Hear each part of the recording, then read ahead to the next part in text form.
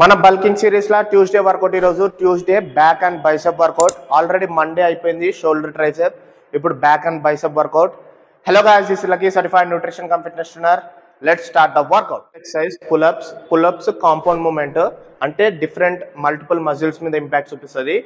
ఒకవేళ in case pull-ups రాకపోతే దాన్ని కూడా వేరే రిప్లేస్మెంట్ చూపిస్తా. సో ఫస్ట్ పుల్అప్స్ ఎక్కువ వైడ్ పట్టుకోవాల్సిన అవసరం లేదు, జస్ట్ మన షోల్డర్ కంటే కొంచెం బయటకు పట్టుకుంటే అయిపోతుంది. గ్రిప్ అప్, ఇట్లా ఎన్ని కౌంట్ వస్తే అన్ని కౌంట్ టిల్ ఫెయిల్యూర్ 4 sets. ఒకవేళ మీకు పుల్అప్స్ రాకపోతే మీ జిమ్ లో కూడా ఈ మిషన్ ఉంటుంది. కింద లెగ్స్ కింద ఇట్లా సపోర్ట్ పెట్టుకోండి, లెగ్స్ కింద ఇట్లా సపోర్ట్ పెట్టుకొని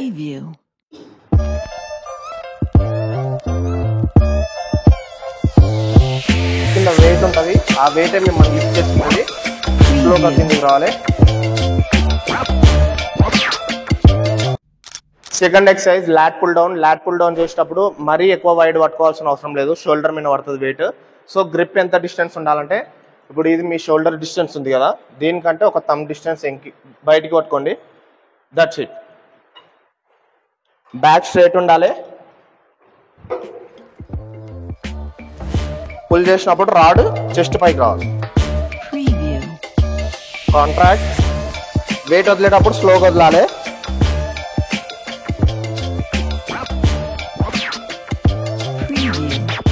ఇట్లా 8 to 12 count.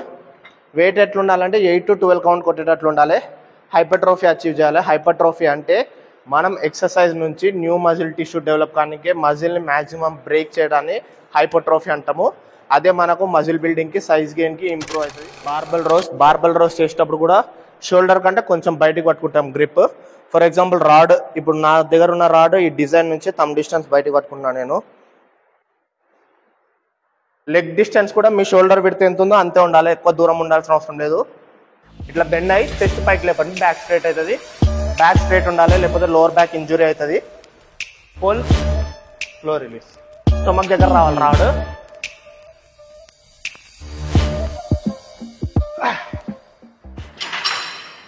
Eight to 12 count కొట్టినట్లు ఉండాలి weight. Number 1 exercise back thickness పెరగనికే, బ్యాక్ మ్యాసివ్గా గ్రో కానికే. సో ఇది అయిపోయాక 4th ఎక్సర్సైజ్ డంబుల్ రోస్ చేసేటప్పుడు కూడా బ్యాక్ స్ట్రైట్ ఉండాలి.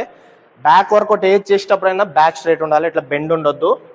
ఇట్లా బెండ్ ఉంటే స్ట్రైట్ ఉండాలంటే చెస్ట్ పైకి లేపాలి. చెస్ట్ పైకి లేపితే బ్యాక్ స్ట్రైట్ ఉంటుంది. సో ఇట్లా సపోర్ట్ తీసుకోండి, ఏదైనా హైట్ ఉన్నది. Pull, slow release.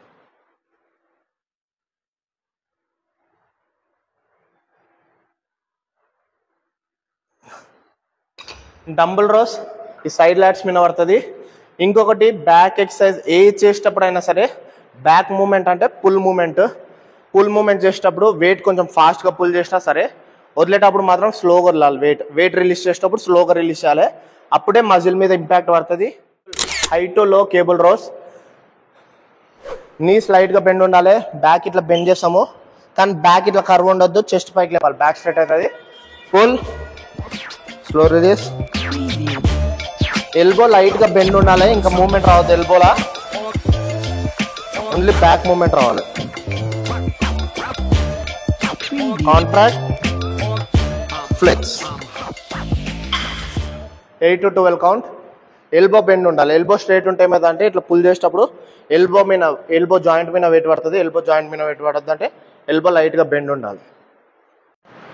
బ్యాక్ లో లాస్ట్ ఎక్సర్సైజ్ డెడ్ లిఫ్ట్ చేసేటప్పుడు కూడా గ్రిప్ షోల్డర్ కంటే కొంచెం వైడ్ ఉండాలి, లెగ్స్ కి ఇంటరప్ట్ కావద్దు. Dead lift main lower back మీద, ట్రెపిషియస్ మజిల్ మీద, హ్యామ్స్ట్రింగ్ మీద, గ్లూట్స్ మీద వెయిట్ పడుతుంది. సో లెగ్స్ విడ్త్ ఎంత ఉండాలంటే షోల్డర్ విడ్త్ ఎంత ఉందో అంతే ఉండాలి. హ్యాండ్స్ మాత్రం లెగ్స్ బయటకు ఉండాలి. Grip down. Main lower back లో మూమెంట్ ఉండాలి. చేసేటప్పుడు నీ స్లైడ్ గా బెండ్ కావాలి.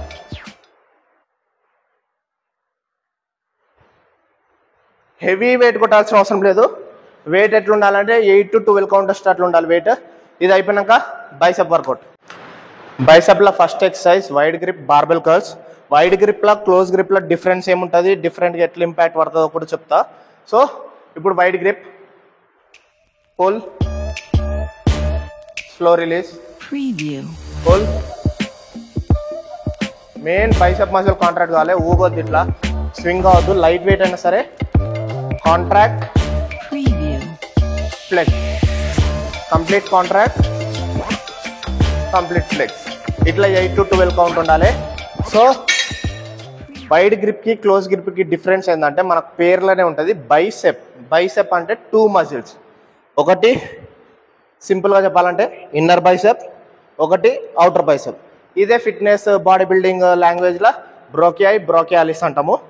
సో వైడ్ గ్రిప్ మీరు పట్టుకున్నప్పుడు ఏమవుతుంది అంటే ఇన్నర్ బైసెప్ ట్రైన్ అవుతుంది, క్లోజ్ గ్రిప్ పట్టుకున్నప్పుడు అవుటర్ బైసెప్ ట్రైన్ అవుతుంది.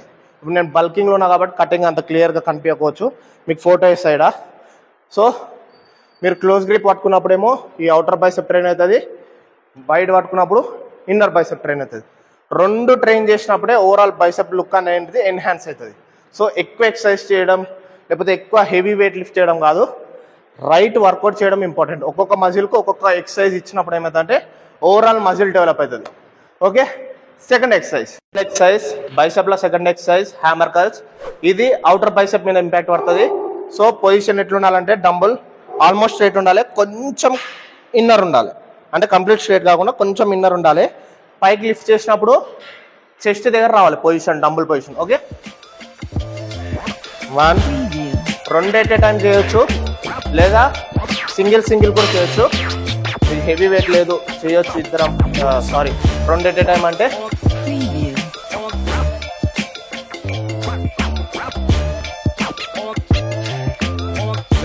బైసెప్లా లాస్ట్ ఎక్సర్సైజ్ రివర్స్ కర్ల్స్ కి short rod and zigzag rod ఉండాలి. జిగ్జాక్ రాడ్ అంటే ఇట్లా బెండ్ ఉంటుంది. సో చాలా మంది స్ట్రేట్ రాడ్ తీసుకుంటారు. స్ట్రేట్ రాడ్ తీసుకున్నప్పుడు బ్రిస్ట్కి అంత ఫ్లెక్సిబుల్ ఉండదు, బ్రిస్ట్ పెయిన్ అవుతుంది. సో జిగ్జాక్ రాడ్ తీసుకోండి, బ్రిస్ట్ పెయిన్ రాకుండా. ఒకవేళ బ్రిస్ట్ పెయిన్ ఉన్నా ఫ్యూచర్లో బ్రిస్ట్ పెయిన్ రాకుండా. Okay, up, slow down. అంటే లిఫ్ట్ చేసేటప్పుడు ఆల్మోస్ట్ హాఫ్ అంటే చెస్ట్ దగ్గరకు వస్తుంది. Complete down, half, complete down. ఇట్లా 8 to 12 కౌంట్ వచ్చినట్లు ఉండాలి వెయిట్. ఇది last exercise. Bicep and forearm రెండు ట్రైన్ అవుతాయి. దీంతో బైసెప్ వర్కౌట్, బ్యాక్ వర్కౌట్ అయిపోతుంది. If you like the video, hit the like button, subscribe to our channel, share with your friends and family. దీని తర్వాత Wednesday workout వస్తుంది. Stay tune, bye.